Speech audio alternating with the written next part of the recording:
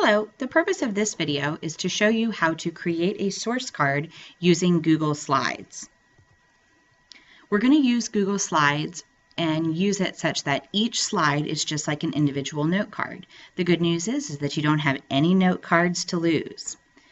The first thing we're going to do is we are going to create a new slide presentation in our Google Drive in our folder that is already shared with our teacher, and we're going to remember to name it just like we did our folder with our first name, our last name, 7 because we're in grade 7, and source cards.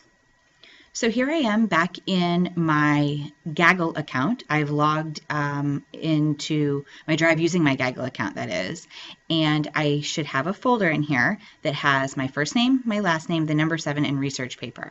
We're going to open this folder. Remember, we created those rough drafts that I'm going to go ahead and delete.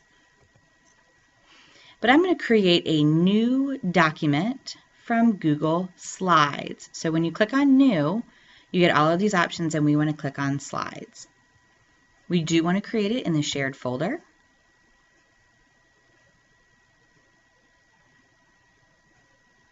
And we'll get an untitled presentation. The first thing that we want to do is we want to change the name of our presentation, just like we did with the folder that we shared with our teacher. I'm not going to worry about a theme, and you shouldn't worry about a theme either. These are just our note cards. We don't need to fool around with all the fancy stuff. So I'm just going to hit cancel, but I am going to rename it. So I click on the name again. So I'm going to title it my first name and my last name, the number 7, and source cards. I'm going to click OK. And because this document is in the folder, you can actually see which folder it's in. It's in my research paper folder. It's already going to be shared with my teacher.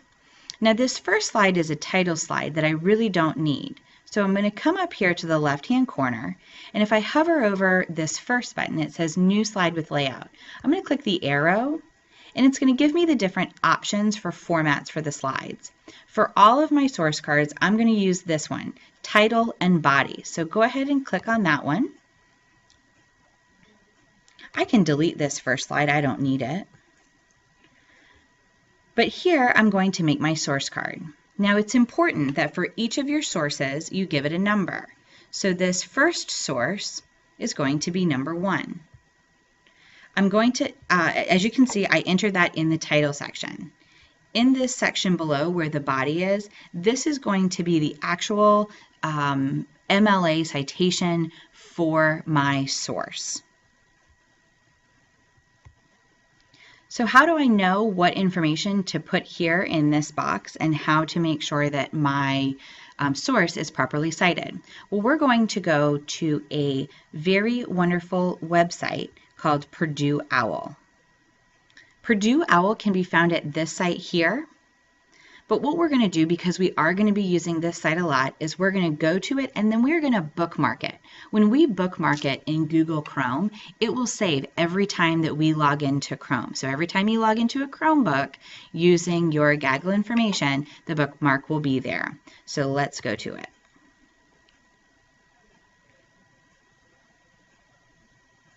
So you'll want to make sure that, well, you'll have to type this in first, this website, and then once you're here, we're going to click on the star. We're going to bookmark this page. I think Purdue Owl is a fine name to keep for the bookmark. And once you have bookmarked your site, you want to click on Mla Style over here on the left, and you'll see that there are all sorts of different resources that you can find information about how to cite.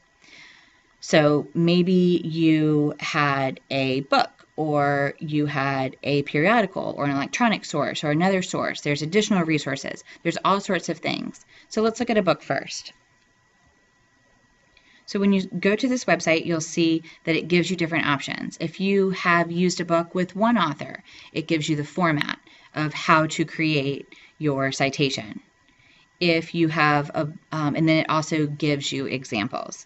If you have a book with more than one author, it gives you the information and a sample. And so how do we put that information back into our Google slide? How do we make our source card? We go back to our source cards, and I've already entered information on a web resource that I had used, a print resource that I had used, and this is what it looks like. So you would do the same thing for your next source. So how do we do that? We add a slide. The number here is going to be 2, and then in the body box right here, we're going to enter the citation that we found on Purdue Owl. Thanks for watching this video on how to create a source card. For this video and all other resources that Ms. McCoffin has been creating for the 7th grade research paper and will be creating for the 7th grade research paper, you can go to the Quail Hollow Middle School website, click on Ms. McCoffina's website, and then click on Resources.